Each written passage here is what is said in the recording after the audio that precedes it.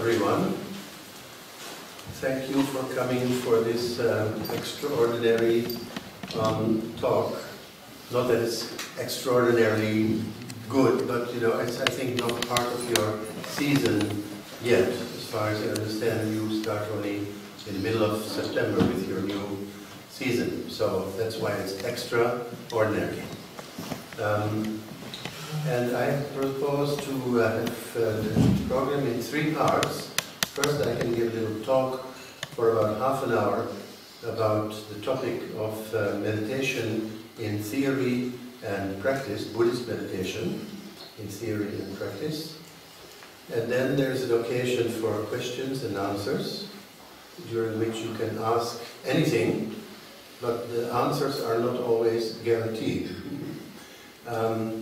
And then we could have a guided meditation for nearly half an hour, 20-25 minutes, with a little blessing chanting in Pali towards the end, if that's okay with you. Hyvää iltapäivää kaikille ja kiitos kun olette tulleet tänne. Ja, tämä on tähän erityiseen luentotilaisuuteen ja se ei ole erityinen sen takia, että se olisi jotenkin erityisen hyvä, vaan sen takia, että teillä on ilmeisesti tapana aloittaa vasta vähän myöhemmin. Eli sen takia tämä on sitten erityinen, kun on vähän aikaisemmin. Luentoni jakaantuu 3 osaan. Eli aluksi kerron noin puolen tunnin ajan buddhalaisesta meditaatiosta, meditaation teoriasta ja käytännöstä. Sen jälkeen voimme keskustella, saatte kysyä ihan mitä vaan, mutta vastaukset eivät ole aina taattuja. Tämän jälkeen meditoimme sitten jonkin aikaa, noin puoli tuntia, 20-25 minuuttia. So now when we say the word meditation, it has many meanings according to which tradition you are talking about. We also have Christian meditation, we have Islamic meditation, zikr, we have Hindu meditations, and we have Buddhist meditations. And within Buddhism we also have, for instance, Zen meditation, we have Vipassana meditation, we have the Tibetan meditation. So Buddhist meditation is also not just one type of meditation. So first of all we have to know what we are talking about, and therefore I have to restrict myself probably to certain types of meditation. I cannot cover everything in half an hour. But generally speaking, very generally speaking, we can divide the Buddhist meditations into 2 categories. Elikkä mainitessamme sanan meditaatio, sillä on monia merkityksiä riippuen traditiosta. Meditaatiota on esimerkiksi kristillistä meditaatiota, muslimimeditaatiota, tsikkaa, hinduilla on meditaatiota ja sitten on buddhalaista meditaatiota. Buddhalainen meditaatio myös jakaantuu moneen erilaiseen meditaatioon. On zen meditaatiota, on vipassana meditaatiota, tiibetiläistä meditaatiota. Ja kun puhutaan meditaatioista, ensin on tiedettävä, mistä puhumme. Emme voi käsitellä ihan kaikkea. Ja kun puhutaan hyvin yleisellä tasolla, meditaatio jakautuu 2 osaan.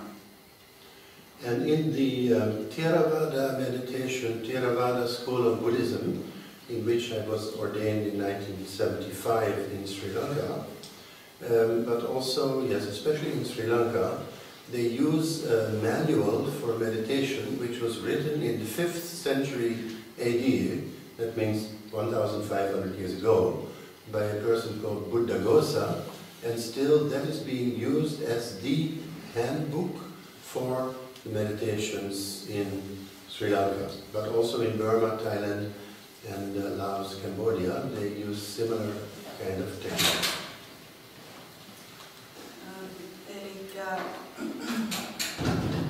Mä puhun Theravadasta, johon itse minut vihittiin vuonna 1975 Sri Lankalla.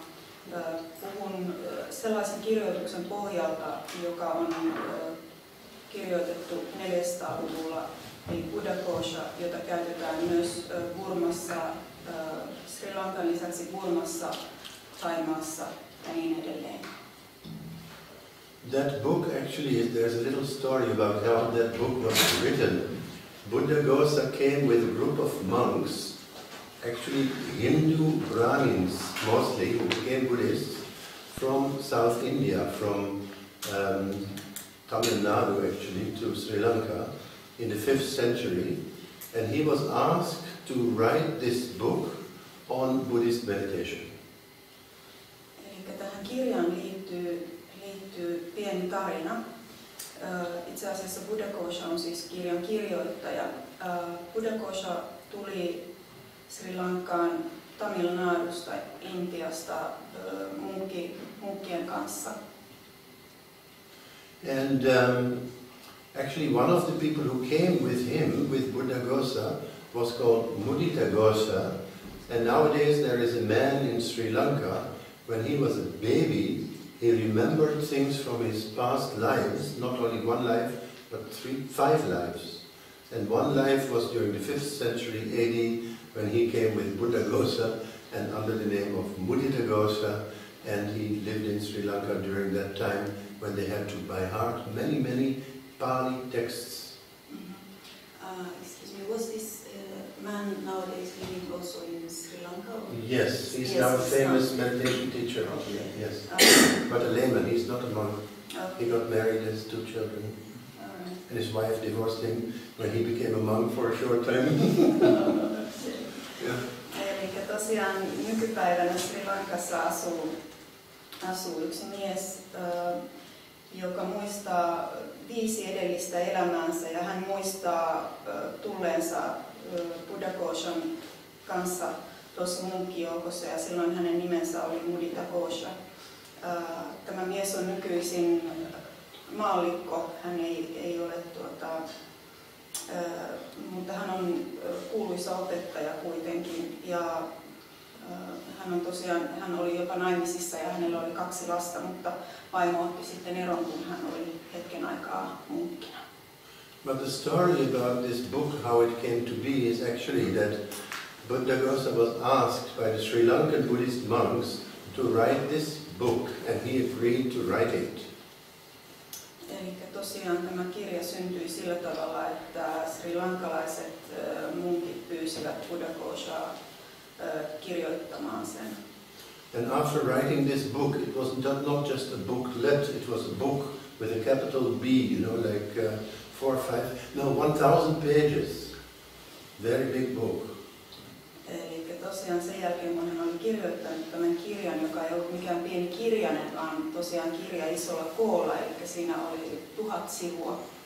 So he wrote it in Pali language, and then he handed it over to those monks from Anuradhapura, that period that was the capital of Sri Lanka. Eli hän kirjoitti sen paalin kielellä ja sitten antoi noille munkeille Anuradhapurassa, joka oli Anuradhapura. Yes. Anuradhapurasta, joka oli tuolloin pääkaupunki. So when he had finished writing this book, the monks told him, "Oh, we are so sorry. The book is missing. The devas must have taken it away. Could you please write it again?" Eli kun hän oli kirjoittanut tämän ja sitten munkit sanoivat, että kirja on nyt kadoksissa, että devojen on täytynyt viedä se, että voisitko kirjoittaa sen uudestaan. So he wrote a second time, and when he finished, he presented it to those monks of Anuradhapura. Eli hän kirjoitti sen uudestaan toiseen kertaan, ja kun hän sai sen valmiiksi, hän ojensi sen jälleen Anuradhapuran munkille. And after a couple of days they said, "Oh, we are so sorry to tell you that the book is missing again. Could you please write it again?" Ja muutaman päivän kuluttua he sanoivat jälleen, että olemme kovin pahoillamme, mutta kirja on jälleen kadonnut. Voisitko jälleen kirjoittaa sen uudestaan? So he wrote it for the 3rd time. And that also, to write a book of 1,000 pages takes some time. and he presented it to them, and they said, well, actually speaking, we were just telling you that it was missing, but we kept all the books, and we just wanted to compare number 1, number 2, number 3, and to see that it was exactly the same, not a comma different. So that was testing his scholarship, actually. Eli hän kirjoitti sen tosiaan 3. kertaan, sen kaikki 1000 sivua, ja sen jälkeen munkit sanoivat hänelle, että anteeksi, että itse asiassa pidimme kyllä nämä kaikki kirjoitukset, mutta halusimme vain testata sinua, että ovatko ne samanlaisia, verrata niitä keskenään, ja kun he vertasivat niitä, niin ei pilkkuakaan ollut eri tavalla. Now this book is sort of divided into 3 sections, you can say, even though it is mostly about meditation or mental development, but it also can be seen as the development of the Eightfold Noble Path: Sila, Samadhi and Prajna. Ethics, then meditation and wisdom.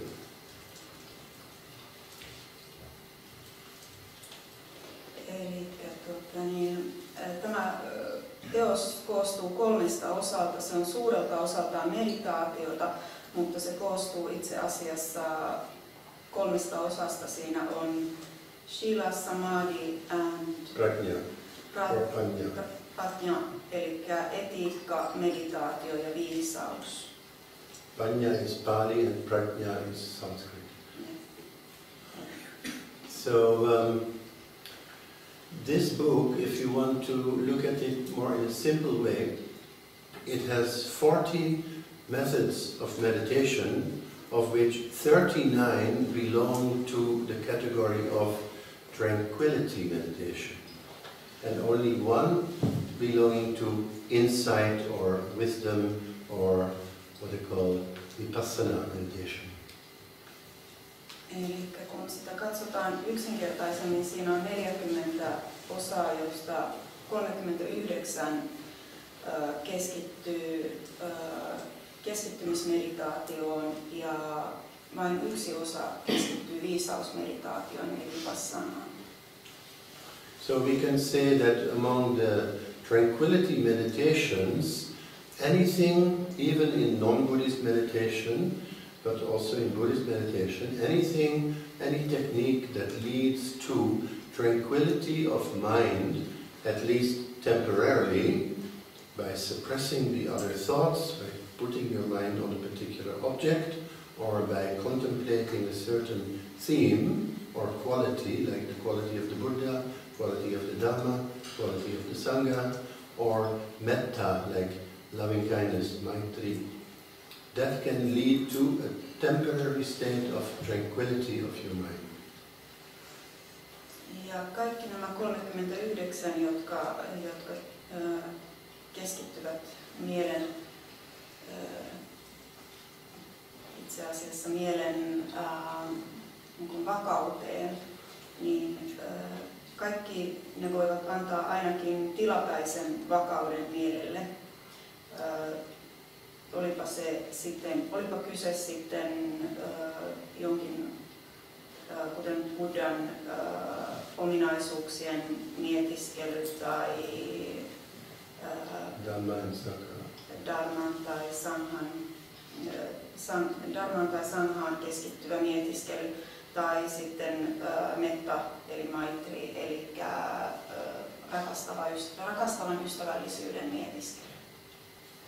But as you may know, most of you, since you are mostly members of the Theosophical Society, you would also be familiar with J. Krishnamurti and his teachings. And when Krishnamurti talks about meditation, he sometimes ridicules it a little bit, you know, like all these kind of techniques, these mantras and all that. You might as well say Coca-Cola, Coca-Cola, Coca-Cola, or something like that. He says, if you are focusing on one thing and you exclude other objects and you make an effort to get involved and deepening in your concentration on one thing, you will get some kind of concentration and tranquility, but that is not real peace of mind. That is just a piece of the mind, if you know the difference. We have good sense of humor, yeah. Eli tosiaan suuri osa teistä on kuullut Teosofisen seuraan ja olette varmaan kuulleet Krishnamurtin näkemyksistä ja hän joskus pilailee meditaatiosta ja sanoo, että voit kokea vaikka Coca-Cola ja pitää sitä meditaationa, mutta jos kohdistat mielesi vain yhteen asiaan ja suljet kaiken muun ulkopuolelle, niin tavallaan silloin kyse ei ole mielen rauhasta, vaan rauhan tai mielen osasesta, johon keskityt. Eli hänellä oli tosiaan hyvä huumori. I can give another example of how you can change a mantra to something else by, the Om Mani Padme Hum Maha Mantra of the Tibetans. Nowadays, the lamas are sometimes more interested in the dollar than in the Dharma, and they would say, more money, Padme Hum, more money, Padme Hum, more money, Padme Hum, more money, Padme more money, Padme Hum. Or no money, Padme Hum, no money, Padme Hum, no money, Padme Hum. Tosiaan voi antaa toisenkin esimerkin siitä, miten mantra voi muuttaa muuksi. Eli tosiaan Tibetin buddhalaisten tämä suuri mantra on tämä Om Mani Padme Hum. Ja sitten tosin jotkut munkit sitten käyttävät sitä johonkin muuhun, eli hokevat sitten more money Padme Hum tai no money Padme Hum, eli lisää rahaa Padme Hum tai ei ole rahaa Padme Hum. Okay, so the other kind of meditations that are mentioned, for instance, the meditation on the breath, very famous Anapanasati Bhavana, they call it. The mindfulness of breathing in and breathing out. Well, we do that anyway, but when you become aware of your breathing in and breathing out, not like in pranayama, which they do in yoga, for instance, long breath in, holding it, long breath out, holding it, the kumbhak and the bandha, not like that. In Anapanasati, it is mindfulness of breathing, the natural, normal breath as we experience it either here at the tip of our nose or nowadays through some other schools in Burmese Buddhism, the rising and the falling of the abdomen. When you breathe in, you feel the abdomen rising. When you breathe out, you feel the abdomen falling. If you use that as an object of your attention or your awareness, then you become aware of your breathing. Eli muistomeditaatioista puhuttaessa hengitykseen keskittyminen on hyvin yleinen ja siinä keskitytään sisäänhengitykseen ja uloshengitykseen, ei sillä tavoin kuin joogassa pranayana, joka on pitkä hengitys sisään, hengityksen pidättäminen ja sen jälkeen hengitys ulos, vaan ihan keskitytään tietoisesti siihen tavanomaiseen hengityksen rytmiin. Ja yleensä keskittymisen kohteena käytetään nenän päätä tai sitten voidaan muualla käyttää myöskin keskittymistä vatsan liikkeeseen silloin, kun hengitetään sisään, vatsa nousee tai kun hengitetään ulos, vatsa laskee. Siihenkin voidaan keskittyä. So the meditation on the breathing, the Anapanasati, is a kind of combination of tranquility meditation, and it can be used also for vipassana meditation, insight, wisdom, which may lead to liberation. Tranquility does not lead by itself to liberation of the mind, not to vimukti or to nirvana, but only to a temporary suspension maybe of your thinking, like in Ashtangika Patanjali Yoga Sutras, for instance, when they say Chitta Vritti Viroda Niroda Yoga. That means when the thinking stops temporarily, when it reaches the state of Niroda, then that is yoga or yoga. then you are unified. Then you are sort of experiencing the highest.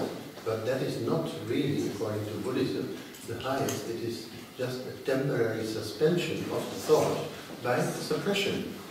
You can suppress the thoughts, but when you get out of the meditation, again, these thoughts come to your mind as much as they were before. You're back to square one, so to speak.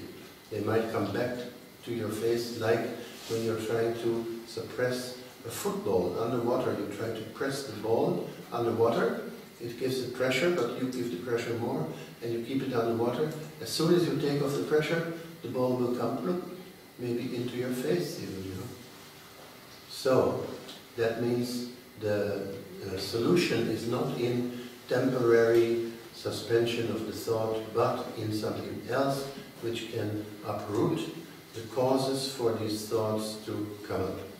And that is that which we call vipassana or insight meditation. Elikkä itse asiassa hengitysmeditaatiota voidaan käyttää myös vipassana eli viisaus- tai tietoisuusmeditaation harjoittamiseen. Pelkkä hengityksen keskittyminen tuo kyllä rauhoittaa mielen hetkellisesti, mutta kyseessä on ainoastaan tilapäinen rauhoittuminen.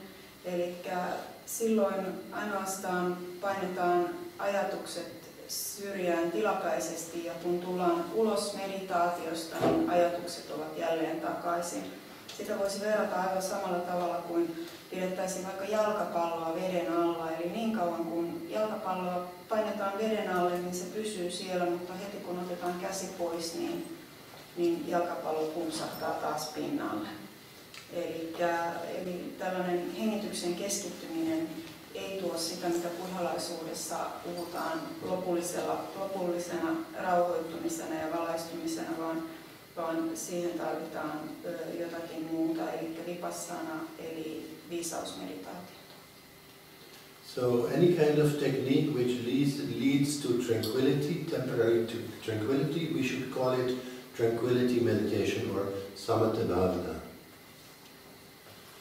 Eli mikä tahansa meditaatio, joka johtaa mielen rauhoittumiseen, sitä pitäisi kutsua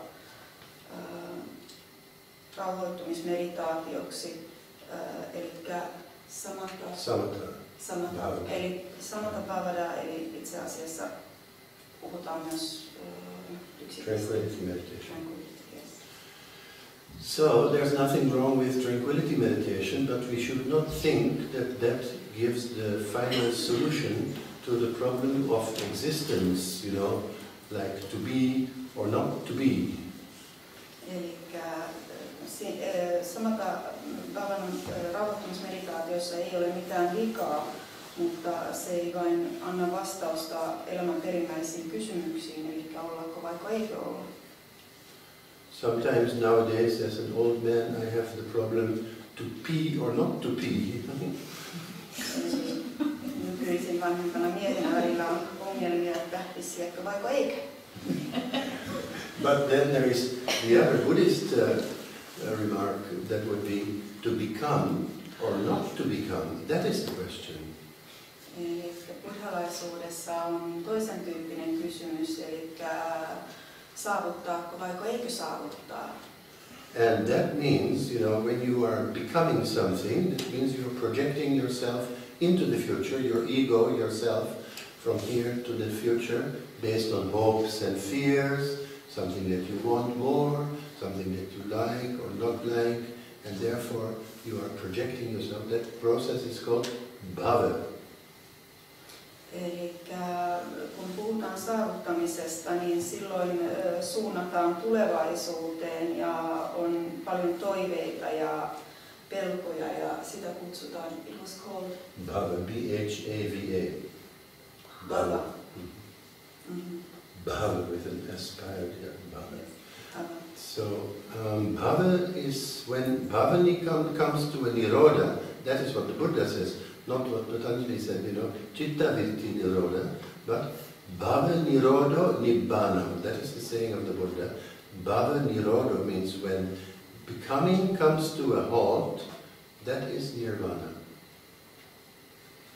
Eli Buddha sanoo, että kun saavuttaminen pysähtyy, silloin saavutetaan valaistuminen. And that does not mean that you have to die on the spot when you stop becoming. It's just a psychological process which comes to a halt. You can still be, to be or to be, not to be. It's not like to be or not to be, but to become or to be. Being and becoming is differently. Being is from moment to moment without projecting yourself, living from moment to moment. Becoming is always you are sort of, not in the present moment, you're always projecting something and always expecting something and probably not getting what you want also, or getting what you don't want, so you are then subject to frustration and anger and disappointment and dukkha in general, that means non-satisfactoriness or suffering. Eli kun lopetetaan se saavuttaminen, niin se ei suinkaan tarkoita, tai tavoittelu, se ei suinkaan tarkoita sitä, että tarvitsee kuolla siihen paikkaan, vaan ihan yhtä lailla voidaan olla edelleenkin. Siinä on selkeä ero, että ollaanko vai pyritäänkö olemaan koko ajan jotakin. Eli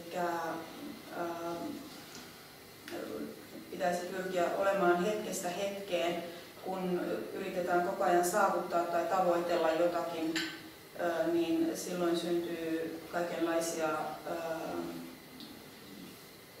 kärsimyksiä.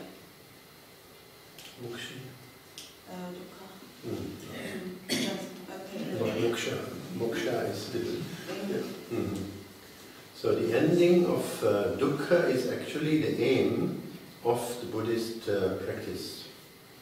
Eli kärsimysten dukkhan lopettaminen on itse asiassa buddhalaisuuden päämäärä.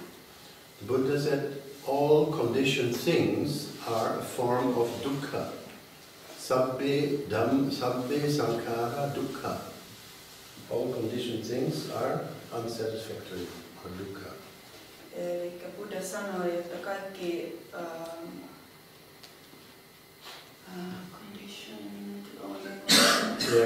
ehdonvaraiset, eli kaikki ehdonvaraiset asiat ovat kärsimystä. And sabbe sankhara anicca, all conditioned things are changing all the time. Eli kaikki ehdonvaraiset asiat myöskin muuttuvat koko ajan. We don't like that sometimes, especially when the good things are going and the bad things are coming, and when the first wrinkles come in our face, we start putting Botox or something like that, The question is Botox or Buddha? Eli emme aina pidä siitä, että kaikki muuttuu ja hyvät asiat menevät ja huonot asiat tulevat ja saamme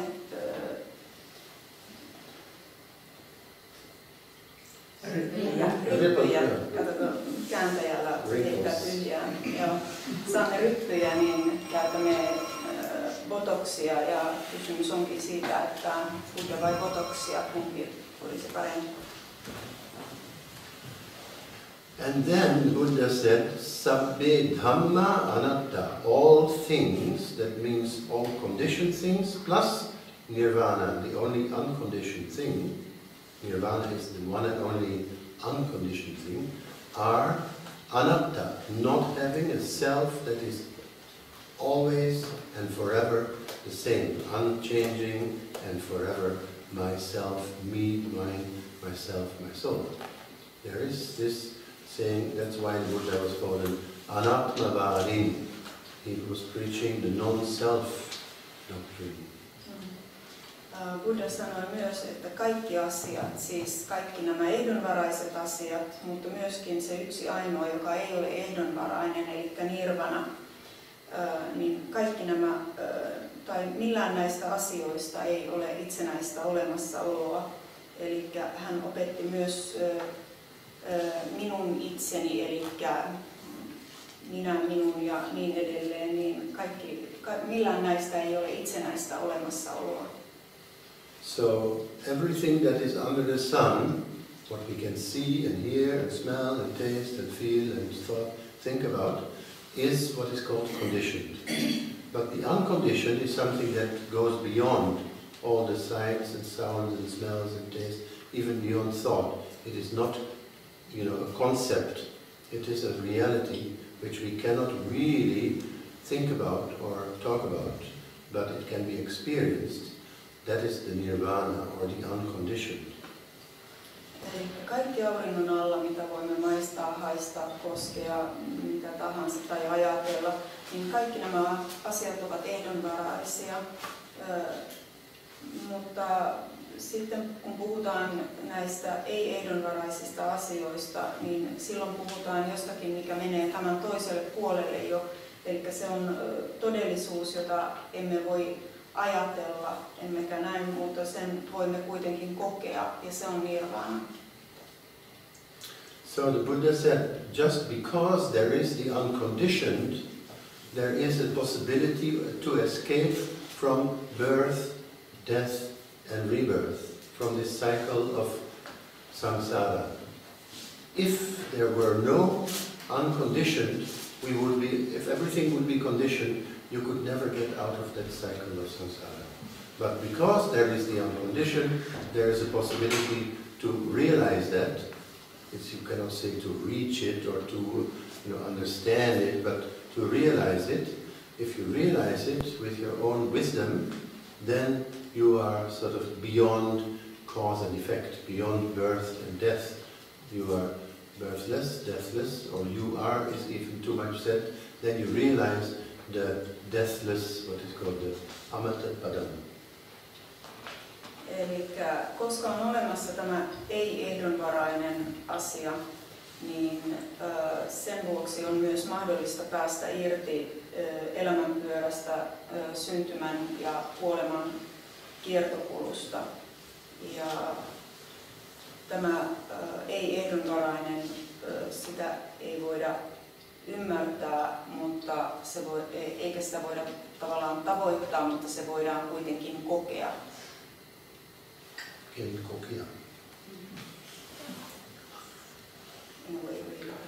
So I think this should do for, because now it's 35 minutes that I've been talking, and maybe a good idea to have some questions at this point before we have the guided meditation in about 25 minutes or so. It doesn't have to be exactly precise, but so if there are any questions that you have, not that I've got all the answers ready, but since I've been in Buddhist now for 41 years now, I do have some answers. Eli olen tässä jonkin aikaa puhunut, niin kenties tässä vaiheessa olisi hyvä ottaa kysymyksiä, että minulla ei tietenkään ole kaikkia vastauksia valmiina, mutta koska olen 41 vuotta ollut munkkina, niin kenties minulla on joitakin vastauksia. Joo, siis saat nyt kääntää. Niin on kääntää.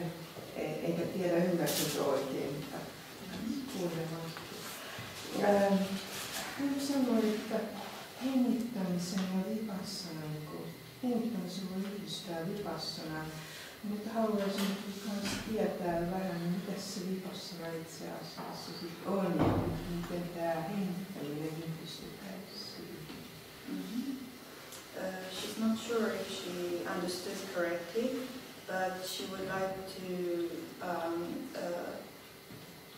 know a little bit more about this Vipassana meditation. And you said, hopefully I translated correctly, that breathing meditation can be combined with Vipassana. Yes, it can lead to Vipassana. Se voi siis johtaa Vipassanaan. It can be used as a tranquility technique only, and then if you use your mindfulness or awareness, which is satipatthana, bhavana is the word for development of mindfulness, which leads to insight, wisdom and liberation. That means it leads to vipassana. Vipassana means, V means through or into, passana means to see. So to see into, that's why they call it insight. not S-I-D-E, but insight with S-I-G-H-T. Kyllä, itse asiassa hengitysmeditaatio voi johtaa vipassanaan. Elikkä, I'm sorry, maybe I have... Yes, well, this, let's see, mindfulness of breathing can lead to insight, wisdom, when you look at the breath with mindfulness, or sati. Mindfulness is in Pali language, sati, smrti in Sanskrit.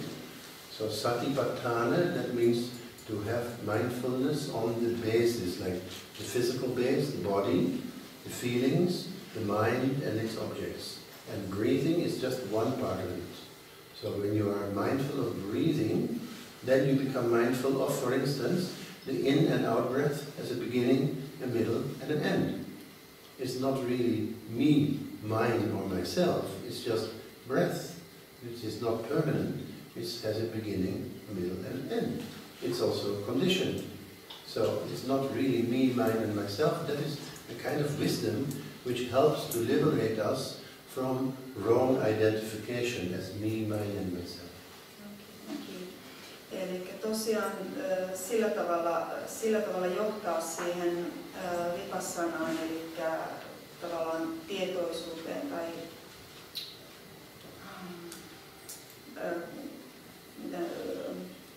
insight, siis sellainen käsitys, ymmärrys asioista. Ja eli se voi tapahtua sillä tavalla, että kun seuraat sitä hengitystä tietoisena siitä hengityksestä, tiedostat, että sillä on alku, keskiosa ja loppuosa, ja sitä kautta voit ymmärtää, että se hengitys ei ole minä, ei ole minua, minun ja näin edelleen, niin sitä kautta voit ymmärtää myös sitten tämän viisauden. Ja se on, ja tosiaan, että hengityskin on tällainen ehdonvarainen asia. So was that an answer to your question? Yes. Good. Hän sai vastauksen. I thought you wanted to know more about Vipassana of Goenka, for instance. Do you know about Goenka? The Goenka Vipassana teacher? No. Okay. Okay. Oliko muita kysymyksiä? Kysykää ihmeessä.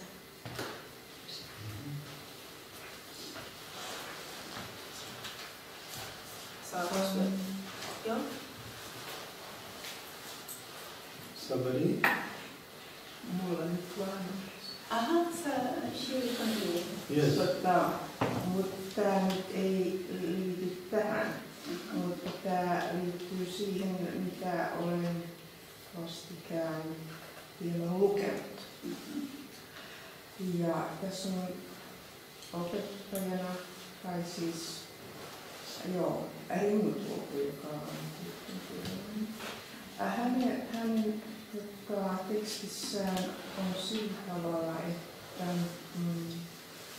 myötätunto on tällainen lääke kaikkiin meidän ongelmiin.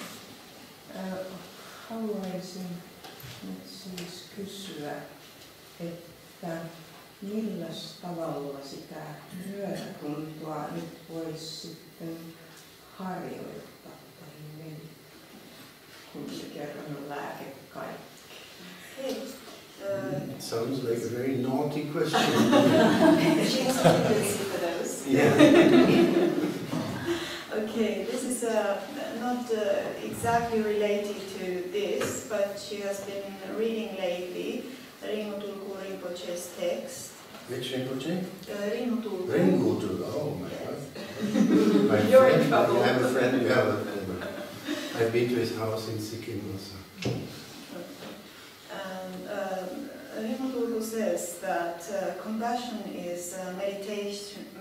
Compassion is a medicine to all our problems, and now she would like to ask how to meditate on compassion, as it is the medicine for all our. Yes.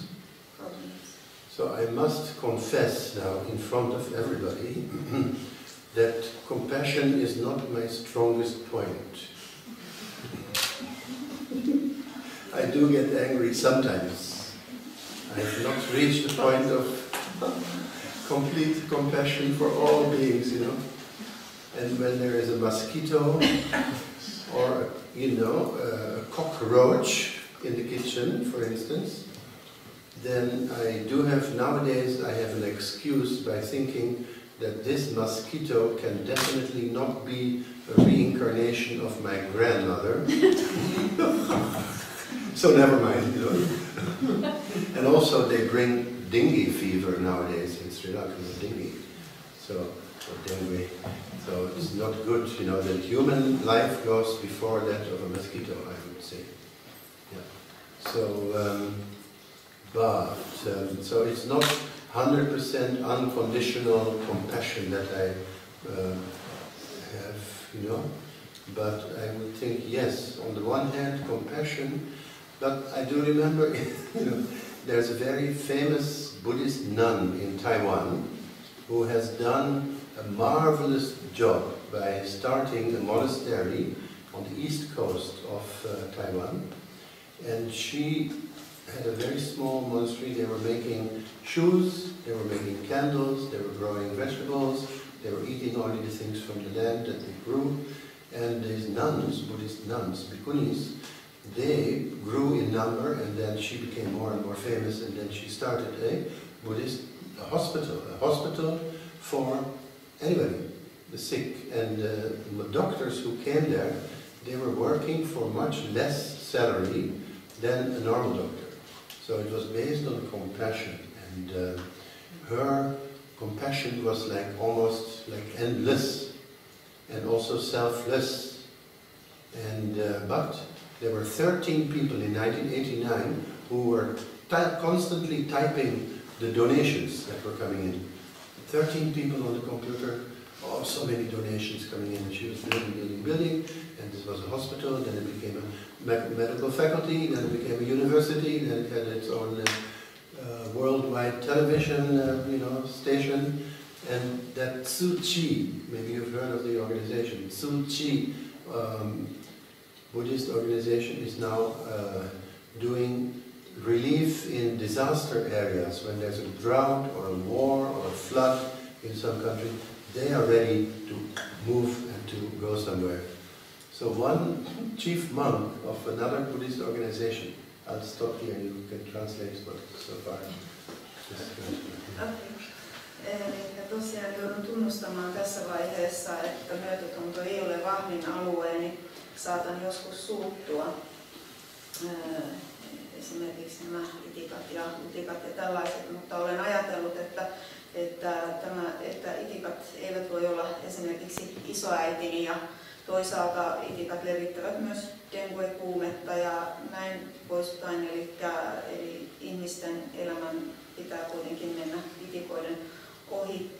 Mutta en tosiaan itse ole täydellisesti niin kuin täysin sillä tavalla saavuttanut täydellistä myötätuntoa, mutta tiedän, että Taiwanissa itärannikolla on tällainen nunna, joka on todella myötätuntoinen, ja hän on perustanut aikoinaan luostarin tänne Taiwanin itärannikolle, ja siellä aluksi tehtiin kenkiä ja kynttilöitä ja nunnat söivät kasviksia, joita he itse kasvattivat, ja sitten he pystyivät perustamaan sairaalan, joka oli tarkoitettu kaikille, ja sinne tulevat lääkäritkin työskentelivät pienemmällä palkalla. Eli tämän nunnan myötätunto tuntui kyllä olevan todella loputonta ja täysin epäitsekästä. Ja lopulta sitten oli jopa 13 henkilöä kirjoitti koko ajan näitä, mitä tuli näitä lahjoituksia heille, kirjasi niitä tietokoneelle. Ja lopulta kaikki laajeni sillä tavoin, että heillä oli lopulta yliopisto ja oma TV. Ja tämä on sellainen kuin Tzu Chi Buddhalainen järjestö, ja he ovat aina siellä, missä tapahtuu jotakin, eli jos on vaikka kuivuutta tai tulvaa tai sotaa, niin he ovat paikalla. Wow. Thank you, that's quite a lot. And then there is a Buddhist monk who also started another Buddhist organization called Buddhalainen International Association, BLIA, B-L-I-A, Fokwang Kochi something. That means Master Xin Yun of the Fokwangshan Temple in Kaohsiung, the south of Taiwan. He has 150 temples in Taiwan. He's 150 temples around the world, 3 million members. So if they want to build another temple, they just say, we're going to build another temple, everybody gives $10. 10 times 3 million is 30 million. So that is easy to calculate. And then they have another temple. So he told about this nun, Sun Yen is her name, Sun Yen first. She's very good. And once I had an occasion to sit just next to her when they had a motivational once a year meeting, and volunteers who come and work for that organization, the doctors and the nurses and also the people who support it, they all had a chance to talk, and she was sitting next to me, and it was very interesting. But this monk, I don't know whether he was jealous of that Buddhist nuns organization or what, he said she has too much compassion and not enough wisdom. Sitten on tällainen buddhalainen munkki, joka on perustanut järjestön it was Buddhist Light International Association, eli Buddhan valon kansainvälinen järjestö BLIA Etelä-Taiwanissa, ja heillä on suunnattomia määriä temppeleitä ja heillä ei ole rahasta pulaa. Hän on pystynyt keräämään paljon rahaa, jos he tarvitsevat uuden temppelin. He vaan sanovat kaikille, että kaikki antavat $10 ja sitten tulee sitten yhtäkkiä $30 miljoonaa. Niin hän on sanonut tästä Sun Yenistä, tästä nunnasta, jonka vieressä sain itse asiassa kerran istua. Istuin tämän nunnan vieressä tällaisessa suuressa tapaamisessa, mutta tämä munkki on sanonut tästä nunnasta, että hänellä on aivan liikaa myötätuntoa ja liian vähän viisautta. Which of course was not very nice. That was not very compassionate, I would say, to say something like that. But he was concentrating more on education, printing books and teaching Buddhism to 1,000 monks and nuns, 600 nuns and 400 monks in one monastery, and then they had branches all over the world.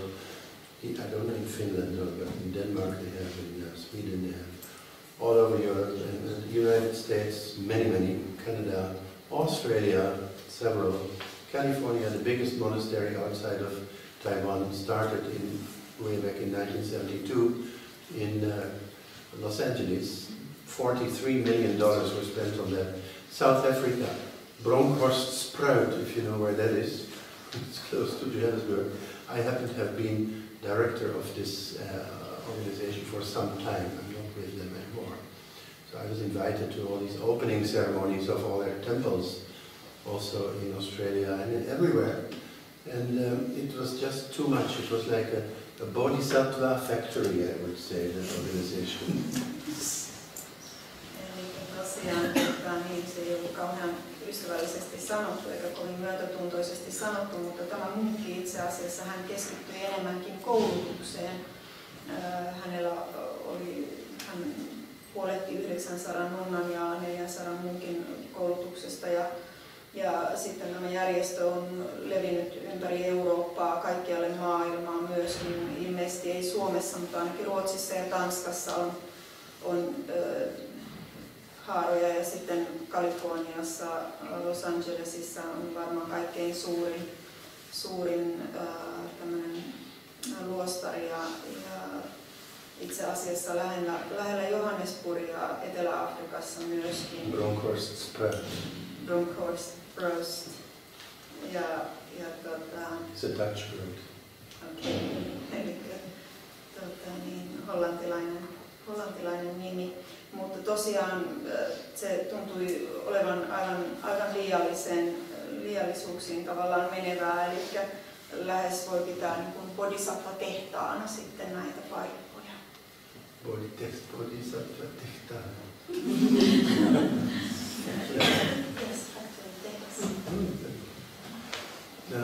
Yes, Dave? Tässä äsken, jos mä oikein ymmärsin, että oikein tuli tässä opetuksessa sellainen tilanne, että kun pyritään johonkin, niin se tuottaa kärsimystä. Dogen. Ja sit jos pyrkii kohti valaistumista, niin tarkoittaako silloin sitä, että se lisää kärsimystä omalta kohdalle? No ei. So if you understood correctly, I translated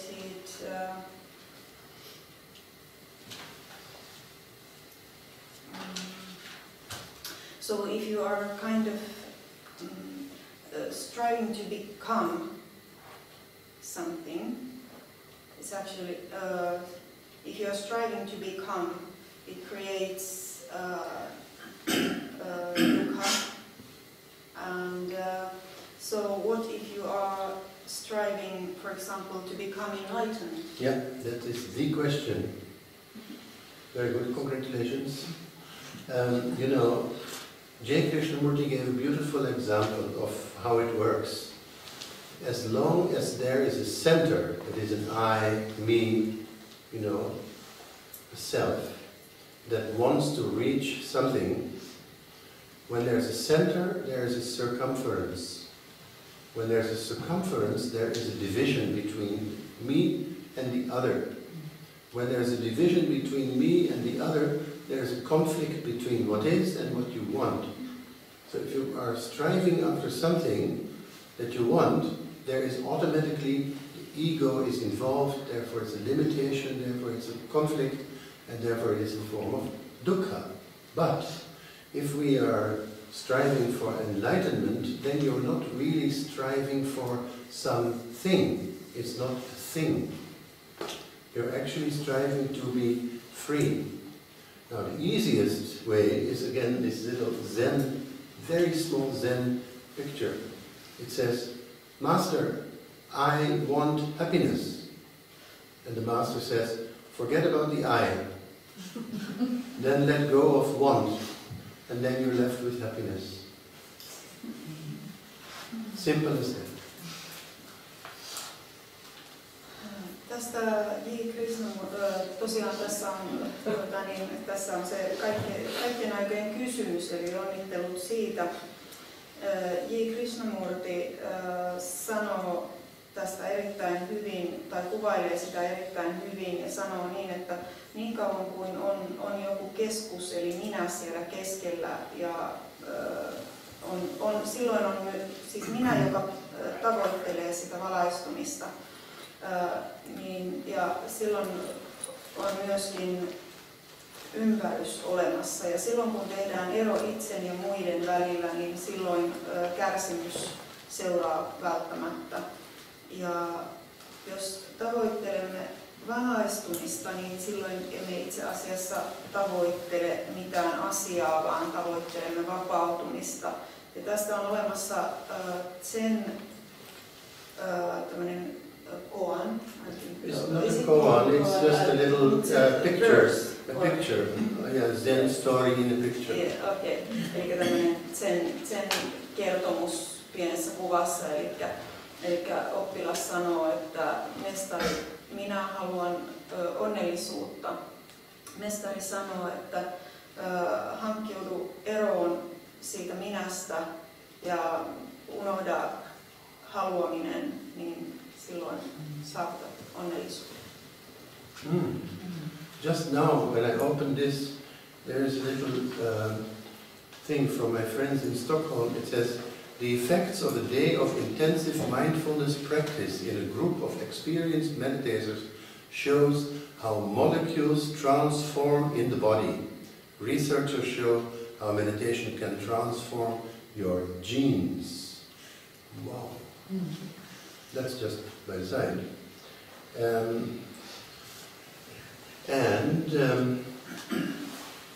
So the thing is about meditation, that it should not be done with kind of ego involved.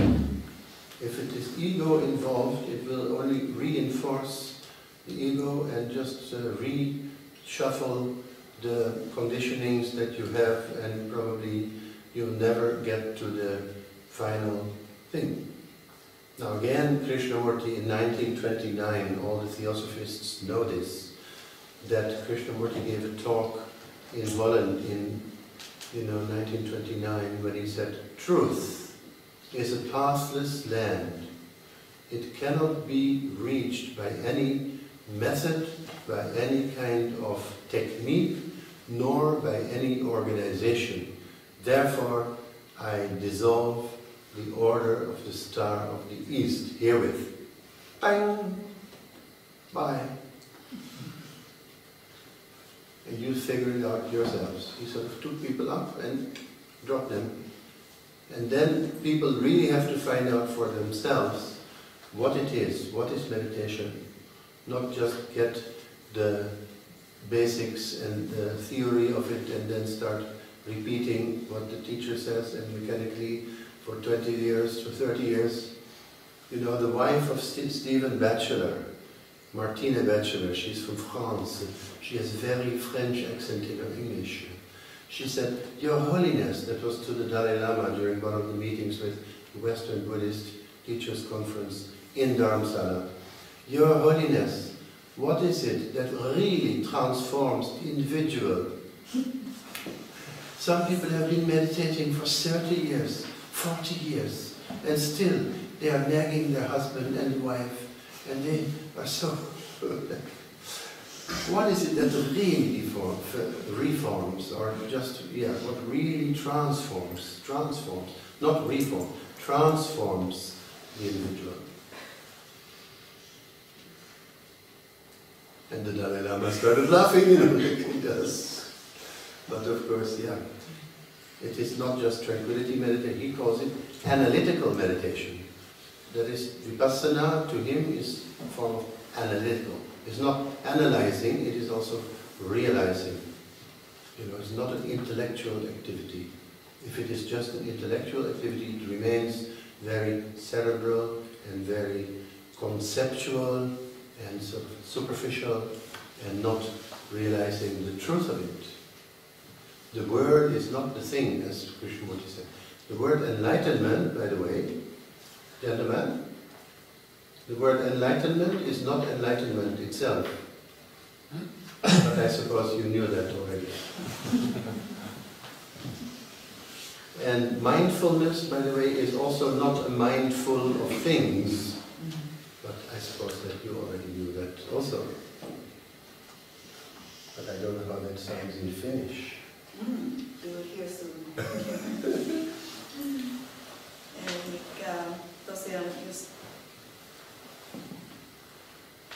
jos aloitetaan siitä 1929 Krishnamurti piti Hollannissa kuuluisan puheen, jossa hän sanoi, että totuus on tavallaan ylittämätön maa, sitä ei voi tavoittaa, en ole ihan varma, siis tavallaan millään tietyllä keinolla ja näin poispäin, vaan se pitää kokea.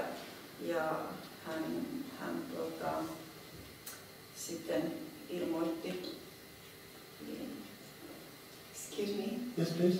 Well, The talk in 1929. Yes, 1929. Yes. He said, "Truth is a pathless land. There is no, you cannot reach it by any method, by any technique, nor by any organization. And therefore I dissolve." Okay. Eli sitä ei voi tavoittaa millään metodilla tai tekniikalla tai millään järjestöllä, ja sen vuoksi hajotan tämän järjestön, ja hän tavallaan niin kuin jätti ihmiset omilleen ja harjoittamaan itsekseen, eli ei voi luottaa mihinkään, että se asiat annettaisiin ulkopuolelta. Eli teoria ei tuo tavallaan sitä oivallusta, vaan täytyy itse harjoittaa asioita, sitä ei kukaan voi antaa ulkopuolelta. Sitten tässä oli tämmöinen kertomus tästä Stephen Batchelor'in vaimosta, jolla on hyvin ranskalainen aksentti. Ja hän kysyi Dalai Lamalta kerran, että mikä todella niin kuin muuttaa tai muuntaa ihmisen. Eli kun jotkut ovat naimisissa 30-40 vuotta, mutta siitä huolimatta nalkuttavat toisilleen. Eli mikä se on, mikä todella sitten muuntaa ihmisen toiseksi. Ja Dalai Lama tyypilliseen tapaansa nauroi tähän ja hän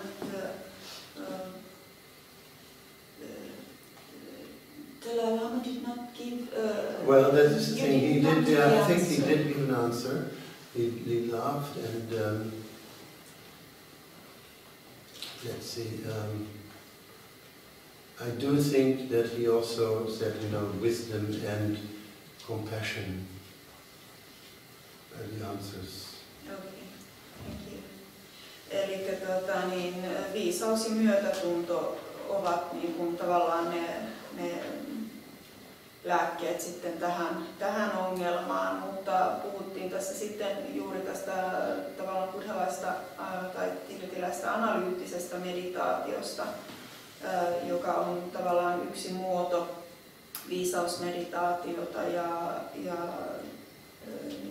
sen tarkoituksena on myös niin kuin tavoittaa oivalluksia, eikä ainoastaan, että se ei ole pelkästään sitä analysointia, vaan sitä kautta pyritään oivaltamaan asioita. Ja sitten tuli vielä tässä puhetta näistä, että sanavalaistuminen ei ole yhtä kuin valaistuminen ja samalla tietoisuus, mindfulness ei ole tavallaan niin kuin sen tavaran tietoisuutta tai kohteen tietoisuutta. Mm-hmm. And last sentence then, which I'd like to say is that when the present 17th, the real Karmapa, if you know what I mean, the one who was recognized by His Holiness the Dalai Lama, the one from Churpu, who was born in the eastern part of Tibet, not the other one, when this one gave his first sermon in Churpu, in the monastery, he was only very small yet.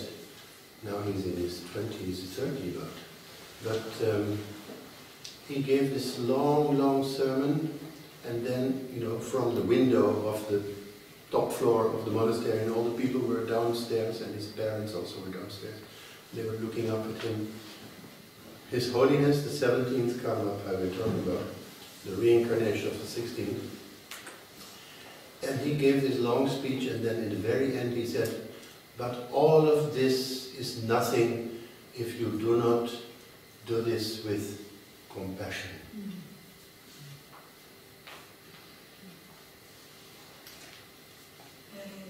Ihan viimeiseksi haluaisin sanoa vielä tämä 17 karmapa, se oikea, jonka Dalai Lama on tunnistanut, eli tiedätte kenties tämä, joka on syntynyt Itä-Tiibetissä. Hän antoi ensimmäisen puheensa tai piti ensimmäisen opetuksensa Tsurpun luostarissa hyvin nuorena. Kaikki kuuntelivat häntä ja hän piti hyvin pitkän puheen, mutta lopuksi hän sanoi, että kaikki tämä ei ole mitään, jos teillä ei ole myötätuntoa.